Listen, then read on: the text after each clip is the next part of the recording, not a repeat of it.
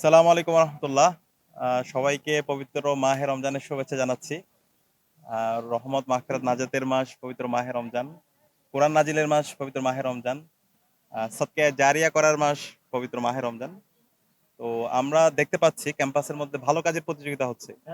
সকল ছাত্র সংগঠন শিক্ষার্থীদেরকে নিয়ে ইফতার করছে, সেহরির আয়োজন করছে এবং কল্যাণমূলক বিভিন্ন কাজগুলো করার জন্য প্রতিযোগিতা করছে। আজকে ইসলাম ছাত্র শিবির ঢাকা বিশ্ববিদ্যালয় শাখার উদ্যোগে আমরা এফএইচ হল, শহীদুল্লাহ হল এবং একুশে হলের 15 শিক্ষার্থীদের মাঝে ইফতারের উপহার পৌঁছে দিতে আমরা দেখতে পেয়েছি। আমরা তাদেরকে ডাকসুর পক্ষ থেকে আন্তরিক শুভেচ্ছা জানাচ্ছি এবং ইসলাম ছাত্র শিবির 15 দিন ব্যাপী এই ইফতারের আনন্দ ভাগাভাগি করবে। এর বাইরেও আমরা দেখতে পাচ্ছি ছাত্রদলের আয়োজন হচ্ছে, এর পাশাপাশি ছাত্র শক্তির আয়োজন হচ্ছে, বিভিন্ন সামাজিক স্বেচ্ছাসেবী সংগঠন আয়োজন করছে এবং এই রমজান উপলক্ষে একটা উৎসবমুখর পরিবেশ ঢাকা বিশ্ববিদ্যালয়ের মধ্যে বিরাজ করছে। বিশ্ববিদ্যালয়ের প্রত্যেকটা হল, ছাত্রদের হল, ছাত্রীদের হল আলোকসজ্জা করা হয়েছে এবং প্রথমবারের মতো ঢাকা বিশ্ববিদ্যালয় কেন্দ্রীয় মসজিদে নারীদের জন্য তারাবির নামাজের ব্যবস্থা করা হয়েছে। এর পাশাপাশি আমরা চেষ্টা করছি প্রত্যেক শিক্ষার্থীদের কাছে কোরআন পৌঁছে দেওয়ার জন্য, একটা অর্থসহ কোরআন, এবং আমরা বলেছি যারা অর্থসহ কোরআন এই রমজানের মধ্যে শেষ করতে পারবে তাদের জন্য পুরস্কার থাকবে এবং অনেকগুলো ইভেন্ট ইতিমধ্যে রমজান উপলক্ষে আমরা কোরআন এবং বিভিন্ন হাদিসের উপর আলোচনা এবং বিভিন্ন ধরনের কম্পিটিশনের আমরা আয়োজন করছি। তো আলহামদুলিল্লাহ এই যে চমৎকার আজকে একটা আমরা পরিবেশ পেয়েছি, এই পরিবেশটা পেয়েছি আমাদের জুলাই বিপ্লবের শহীদদের মাধ্যমে।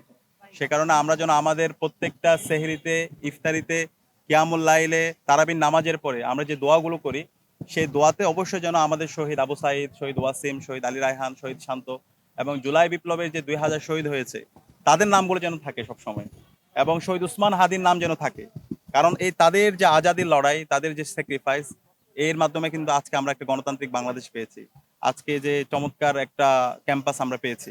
তো আমরা আশা করব আমাদের এই শহীদদের যে রেখে যাওয়া আমানত, সেই রেখে যাওয়া আমানতের আলোকে আমাদের ক্যাম্পাস বিনির্মাণ করব এবং আমাদের এই বাংলাদেশকে বিনির্মাণ করব এবং এই ভালো কাজের প্রতিযোগিতা অব্যাহত থাকবে।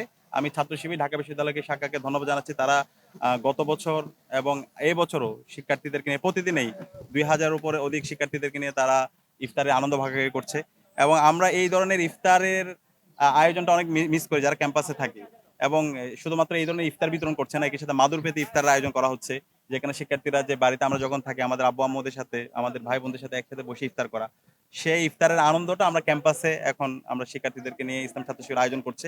সে কারণে ডাকসুর পক্ষ থেকে আমরা ছাত্র শিবিরকে ধন্যবাদ জানাচ্ছি। আমরা আশা করছি এই ধরনের কাজগুলো অব্যাহত থাকবে এবং শিক্ষার্থীদের প্রত্যাশা, তাদের আকাঙ্ক্ষার আলোকে আমরা সুন্দর একটা নিরাপদ ক্যাম্পাস নির্মাণ করবো ইনশাআল্লাহ।